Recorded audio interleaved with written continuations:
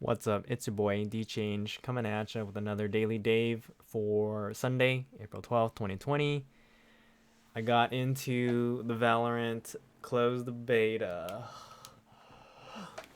So I played some games and I totally suck at it. So I'm gonna quit. But no, it reminds me of kind of the interesting challenge of learning a new game, and now I can definitely tell I'm older than I used to be.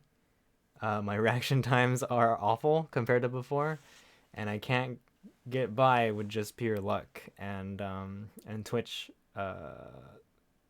like Twitch reaction times.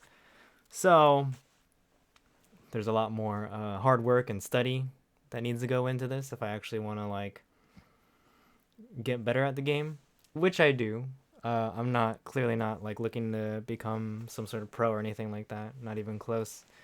But I would like to enjoy the game with my friends, who are all mechanically better than I am, and strategically sound. So that's an interesting thing about video games that like I kind of not really glazed over necessarily, but like for the longest time, games have been really like a casual thing for me and my friends, right? Like um, it's not exactly like relaxation time because you can get pretty heated up clearly, but it was definitely a case of like, we're gonna put in like a kind of a minimum amount of effort to accomplish that adrenaline dopamine rush, right?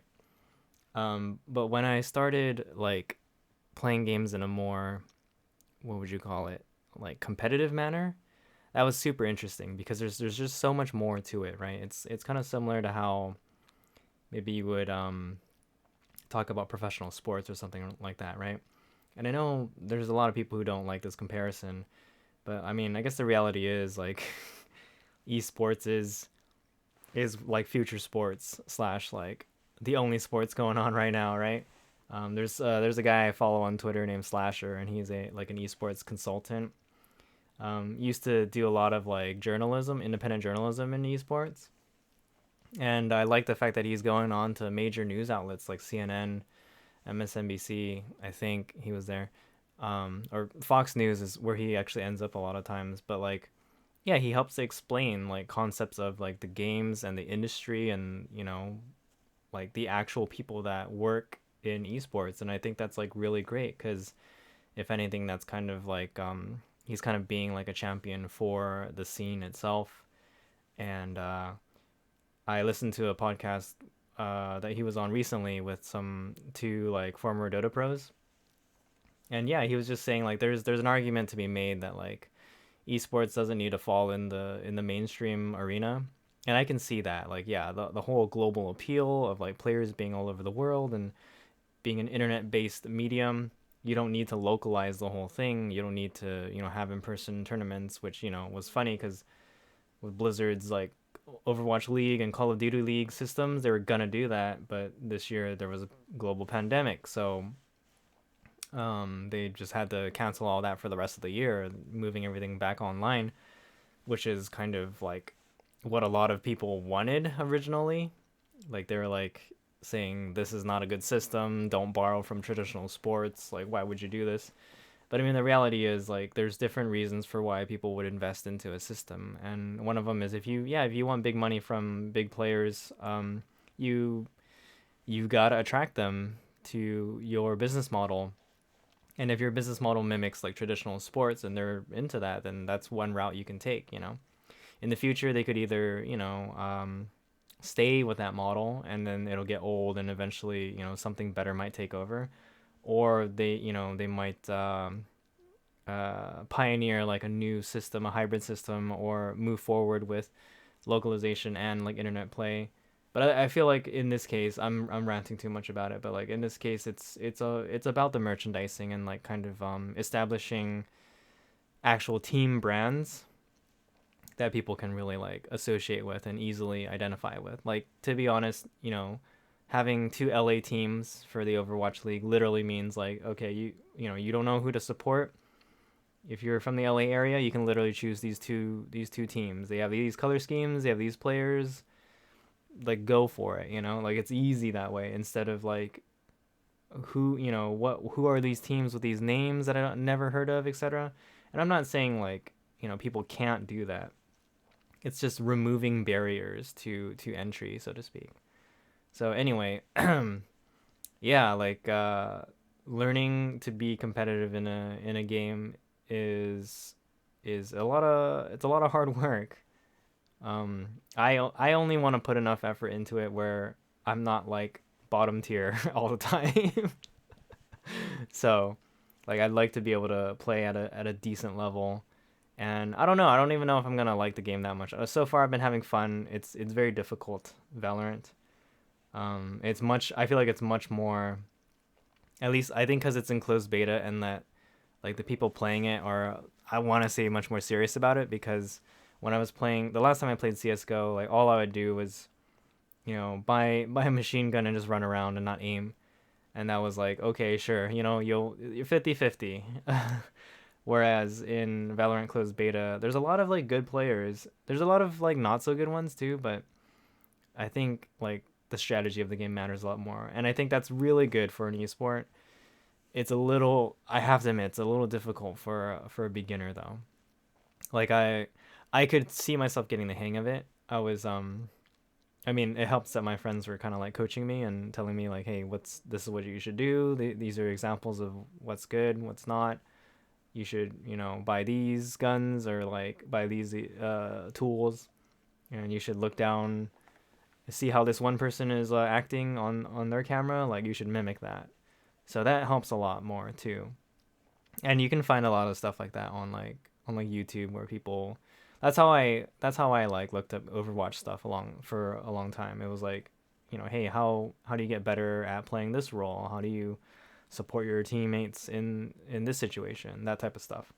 So it's really cool, really interesting stuff. Glad I finally got in, because I felt like, I mean, it wasn't even that bad. It was like 5 days, but I guess because on top of the fact that like we have fewer options when it comes to what we want to do for leisure, like not we're not going outside as much and stuff. And even though like there's so much internet and like variety of content available, it's just one of those things. Like Valorant, like Riot did a really good job of making people have FOMO, fear of missing out. Basically just saying, hey, like these people are in an exclusive club, like you're not in it, like try again later, And to be fair, they're, at least in terms of distributing the beta keys, they're pretty fair. But of course, they favored certain like streamers and organizations to be the people to like present the beta keys and stuff like that, and have them like stream themselves do it. And yeah, it's kind of, there's plenty of criticism to go around. I mean, Riot's always been a company that's, I from a marketing standpoint, I'm like, these guys are geniuses. But yeah, I don't know. There's always gonna be issues with what you do, right? So whatever. Interesting game. Looking forward to practicing it more. I don't know. I don't know if this throws a wrench in my scheme of like wanting to stream other games, because realistically, there's a like I want to play some single player games too. That way I don't have to like worry about like disappointing people. No, I just don't like it when I have to like play with friends and it's like, oh, I'd rather 5Q rather than solo queue. Sometimes competitive games just get me worked up to a point where I'm like, ah, man. But at the same time, like grindy games and JRPGs and stuff like that can also get pretty bad. So I don't know. But I guess I went through like a nostalgia trip recently, because since a few of my friends are playing Final Fantasy VII Remake, I was watching them stream it. But at the same time, I was curious because I've actually only really played Final Fantasy VI, which was like translated as the third one here in North America, and that's my favorite. But the secret is I've never beat that game. I've always gotten to like the end of it, but I've never beaten like I never got to the actual end. Like I'd be in like the last world or whatever, or the last map, and you have to like fight this one boss, you have to find him or whatever. Never got there. And I even bought it on Steam for the PC, and I found out there's like a mod for it that makes it better because the PC version is like a mobile port, so like it's awful. So there's all this stuff that's ready and like prepared that I can like use to what would you say, like kind of develop the stream experience, or be able to play it again, because like I really like that game. The last time I played it was probably more than 10 years ago. And then I also bought like the original Final Fantasy VII on PC.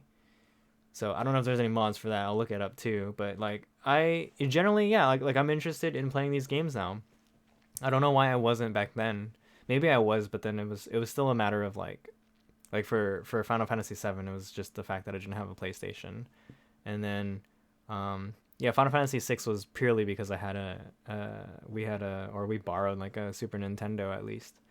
So yeah, and it just wasn't one of those things I felt like I had to like, I don't know, buy a PlayStation 4 or like try it out again. Maybe I felt like the timing just wasn't right. I feel like that's a lot of things in life though, timing. Yeah, I would honestly say some like for a lot of things in life, like timing matters. And that comes with like opportunity, that comes with or like that's the case with opportunities, like job opportunities, moving abroad, just a lot of stuff that happened in my life. I feel like might have been like right time, right place. And other times it just felt like that's just not, it's either not right or better luck next time or something like that.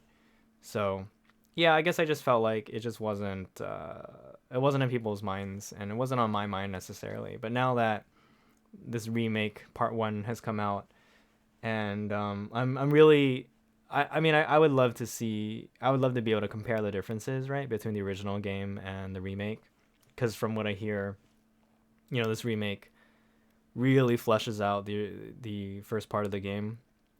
It's like 40 to 50 hours for this first part, whereas like in the original game, I think you only spent like 8 to 10 or less. So that's crazy. And I noticed that like on YouTube, there's a video where it's like all the cutscenes from this game, and it's like 9 hours long. So I'm like, what? Um, Actually, someone was saying though that I think they beat a game. I think they beat the game in like 15 hours. So I don't know. Like, I don't know how short or long it is. Like, you guys gotta tell me if it was worth your $60 or not. But that's also an interesting argument to make, that like why, whether or not a game is worth $60, right? Because I guess I say this because, for example, if you were to compare video games to like, I don't know, like food expenditures, right? Some people have a lot of fun spending a lot of money on food, and generally like with the people I hang out with and myself, like we're not regularly doing that, but like for a lot of us, I think if it's worth it, or if we feel like it's an experience we want to partake in, a $60 dinner every now and then, sure. But when it comes to a video, so a dinner, like what is a dinner, right? It's gonna be like, for that price, I would hope it's like an hour and a half or more of an affair. It's social bonding time. It's like good ingredients, a good environment, and hopefully like it beats the minimum standard of food, right? Like if you're paying that much money for food, it better not be like garbage or whatever. But then when you talk about like a video game, it's like even like even something that's like, okay, a 6 hour long campaign, right? That's literally like what, $10 an hour, which I feel like I can understand why someone would say like that sounds ridiculous, right? Like I grew up thinking that like, games need to last a certain amount of time, and they used to cost only like $30 or whatever. But I feel like it's kind of like a false equivalency to say something like, oh, you only spent this much time on it, so it's not worth the money. I mean, in the end, like, we live in a system where we are allowed to pay whatever amount we wish to for the things we enjoy, like generally, right? And then quote unquote the market supports like the prices or whatever. So in essence, like, people are willing to pay $60 for games of all kinds. Some of them require more time, some of them don't. And that's just an issue with like what types of games you like, right? Because some people legitimately really like grindy games. Like, I want to put a lot of hours into this game purely as a time sink. Like, that's why I'm paying for it. That's why it's what I want. Other people want, like, I want an action-packed, you know, adrenaline rush movie type of experience. You know, Call of Duty is perfect for you, and like you could play the campaign and just be done. And then I know there's like plenty of people who go into the multiplayer and stuff like that. So I don't know. It's just one of those things I thought about that I felt like, I don't know. It's just kind of like, it's kind of silly to argue about like whether or not. Um, I guess in my opinion, it just felt like silly to argue about whether or not a game is worth it to you or not. I mean, if you're a game critic, yeah, sure. Like it makes sense to kind of talk about it, right? Um, it's just not something that I super factor in. Like, I, yeah, I guess I mean, I'm just rambling. I'm like kind of like having a train of thought process right now. It's just there are plenty of games that I'm willing to pay money for slash support purely because of either what they stand for or who they come from or what kind of experience they give me, and it's not necessarily based on anything static such as like playtime, right? So, what's a good example? Actually, well, yeah, I'm thinking of a game. Um, there's something I feel like someone kind of like pointed out to me, and I felt like why does that matter? Maybe it was like Warhammer 40K Space Marine or something. Like I really like that campaign. I really like the Warhammer 40K universe, and I really wanted to support like them and THQ, the publisher, and all that. And you know, unfortunately, they all went like bankrupt, and that really sucks because then that means like they couldn't make. There's gonna be no more games like that from them and of that universe. So I felt very bad about that. But like, yeah, I think someone told me something along the lines of like, "Oh, you only played this many hours on that game? Like that seems like a waste." But then I'm like, I don't know, man. Like, I don't I don't need to be talking about this, you know? Meanwhile, like if I grind a bunch of hours in like another game that is free, like is that technically worth it? Cuz sometimes I feel like maybe this is why I'm more picky about my games now, cuz I don't want to just waste my time necessarily. Like sometimes it is nice. Like sometimes like really chill, relaxing, like cutesy MMOs from like China or Korea or Japan with the like mobile game systems where it's like you can just be brain dead and like play the game. Like that's fine, you know? Like especially in a social like I just want to socialize with my friends. Like that's a perfect situation to be in, you know? But then at the same time like I don't want to play one of those games just because, right? Because yeah, like I don't know why bother when you're not having fun or something like that. Anyway, I don't feel like I'm being super coherent anymore, so I'll leave you with that. uh, if you have the beta, come join me and carry me because I'm awful at this game at Valorant. But yeah, it's good news. I'm in high spirits now, and I hope to have a good rest of the week. I hope you do as well. Stay healthy and safe. And yeah, I'll see you in the next one. Peace out.